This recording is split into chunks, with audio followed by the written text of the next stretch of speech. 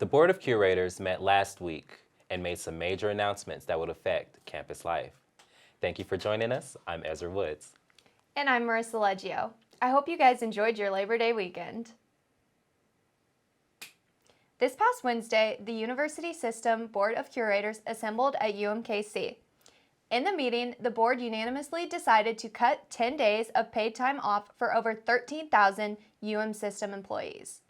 Under the new proposal, vacation, sick, and personal days will be combined into one category. However, the plan will offer 4 weeks of parental leave and 2 weeks of caregiver leave.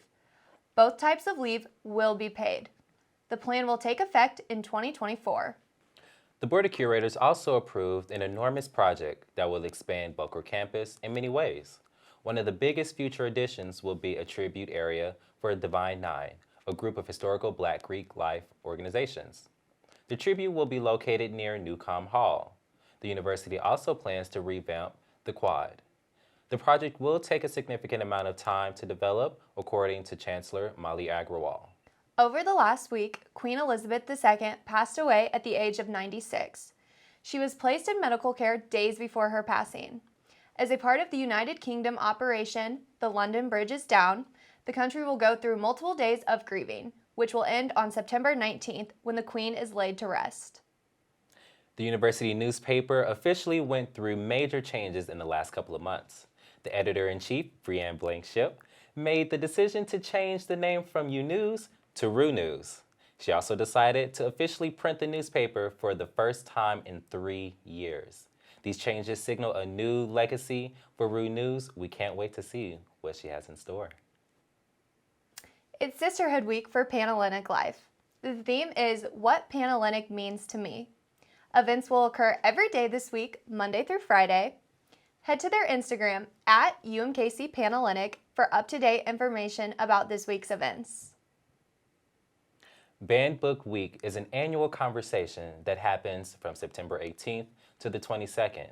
In Missouri, books fall under this criticism would include books that discuss sexual orientation, untraditional gender identification, and books that seem deemed to be too adult for the average grade school student.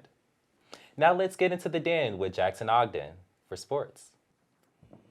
Welcome back into the Den. I'm Jackson Ogden. It was a busy weekend in sports, so I've got everything you'll need to know on today's show. Starting off, the UMKC volleyball team dropped 3 matches this past week to KU, Northern Illinois, and Wichita State. Although they were competitive in all 3, the Roos weren't able to edge anyone out and will look to bounce back Wednesday against K-State. Men's soccer dropped a match to Dayton over the weekend 1-4. They'll head to Mercer for a match on Friday for this week's action. The women's soccer team lost to Mo State over the weekend by a final of 0-1. It's been a rough start for them as they sit at 0-6-1 and look to get their first win this week with matches at home against Chicago State and Colorado State. On to national news, NFL Week 1 kicked off this past weekend and our Kansas City Chiefs laid a beatdown on the Cardinals 44-21. Patrick Mahomes had listened to the idiots in the media all offseason predict his fall off without Tyreek Hill and responded with a 5-piece, 5 touchdowns. As Kyler Murray put it, quote, "The Chiefs kicked our ass." He's not wrong about that one. But how can you blame him? Madden 23 just came out. He hasn't had enough time to study the Chiefs' defense yet. It'll be a quick turnaround for KC as they're set to host playoff virgin Justin Herbert and the LA Chargers on Thursday Night Football. And to wrap up today's episode, let's talk Royals. Never mind, it's football season. Nobody cares anymore.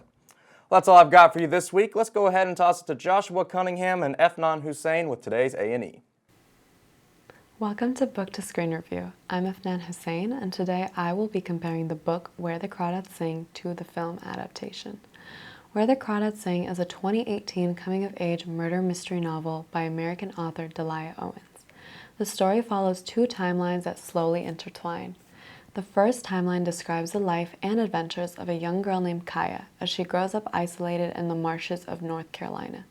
The second timeline follows an investigation into the apparent murder of Chase Andrews, a local celebrity of Barkley Cove, a fictional coastal town of North Carolina.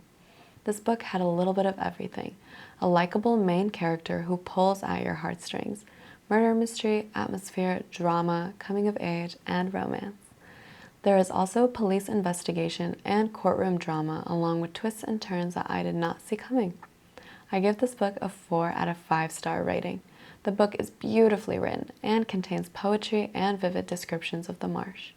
It's thoughtful, evokes emotion, and transports the reader back in time to the marsh. The book was turned into a movie this past summer.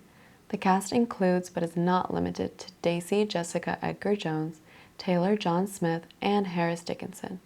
The film made $125 million in box office sales. Here is my opinion on the book versus movie debate. Where the Crawdads Sing is among a rare handful of movies that remains rather close to the book it's based on. The main differences is that in the movie it provides a framing device for Kaya to be the first-person narrator and reflecting on her life story as the trial continues. The book is from an all-knowing third-person point of view. Much of the novel's more detailed storylines were condensed. The section that gets the most chopping is Kaya's childhood, which takes up several chapters in the book, but only about 20 minutes of the movie. The film also developed its own twist on the ending and the realization of who the murderer is. The film did a great job of keeping the suspense, building the romance, and enticing the audience. If you like this book review, check out my Instagram at @afhussain_ for more. Thank you for listening.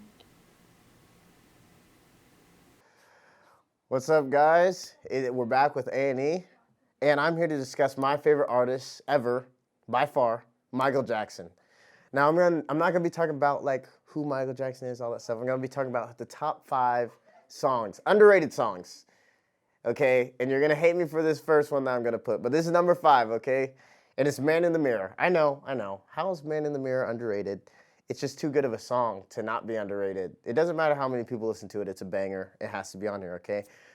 Number 4, Baby Be Mine. Again, another shout out to Jackson Ogden. I low-key forgot about this song, and how could I disrespect Michael Jackson like that? But it's so fire. It's so good. I love it. We were listening to it.